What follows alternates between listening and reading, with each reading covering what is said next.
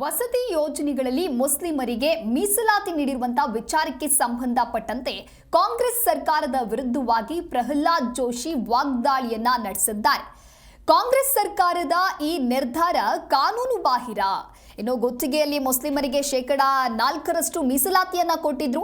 ಈಗ ವಸತಿ ಯೋಜನೆಯಲ್ಲೂ ಕೂಡ ಮೀಸಲಾತಿಗೆ ಮುಂದಾಗದೆ ಸರ್ಕಾರದ ನಿರ್ಧಾರದಿಂದ SC ST ಮತ್ತು OBCಗಳಿಗೆ ಅನ್ಯಾಯ ಆಗ್ತಾ ಇದೆ. ತುಷ್ಟೀಕರಣದಿಂದ ಇತರ ಸಮುದಾಯಗಳಿಗೆ ಅನ್ಯಾಯ ಆಗ್ತಾ ಇದೆ ಅಂತ ಹೇಳಿ ಕಾಂಗ್ರೆಸ್ ಸರ್ಕಾರದ ವಿರುದ್ಧವಾಗಿ ಪ್ರಹ್ಲಾದ್ ಜೋಶಿ ಈ ರೀತಿಯಾಗಿ ವಾಗ್ದಾಳಿ ನಡೆಸಿದ್ದಾರೆ. ಮುಸಲ್ಮಾನರಿಗೆ ಕೊಡಬೇಕು ಅನ್ನುವಂತ ತೀರ್ಮಾನವನ್ನ ಮಾಡಿದ್ದಾರೆ. ಮೊದಲು 10% ಮಾಡಿದ್ದು ಅದು ಆ ರೀತಿ ಇಟ್ ವಾಸ್ ರಾಂಗ್. ಆದರೆ ಈಗ ಅದನ್ನು 15% ಮಾಡಿದ್ದಾರೆ. ಯಾವುದೇ ಧರ್ಮ ಆಧಾರಿತ ಮೀಸಲಾತಿ in any form it is unconstitutional, it is illegal ಅನ್ನುವಂಥದ್ದು ಸುಪ್ರೀಂ ಕೋರ್ಟ್ ಜಡ್ಜ್ಮೆಂಟ್ನಲ್ಲಿ ಈಗಾಗಲೇ ಬಂದಿದೆ.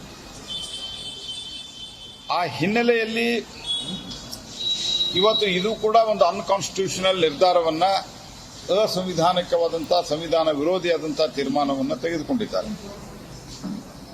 ಕರ್ನಾಟಕ ಸರ್ಕಾರ ಮೊದಲು 4% ಕಾಂಟ್ರಾಕ್ಟ್ದಲ್ಲಿ, ಬಹುಶಃ ಇಡೀ ದೇಶದಲ್ಲಿ ಎಲ್ಲೂ ಇಲ್ಲ, ಕಾಂಟ್ರಾಕ್ಟ್ದಲ್ಲಿ 4% ಅವರಿಗೆ ರಿಸರ್ವೇಷನ್ ಇಡುವಂಥ ಒಂದು ದುಸ್ಸಾಹಸವನ್ನು ಮಾಡಿದ್ರು.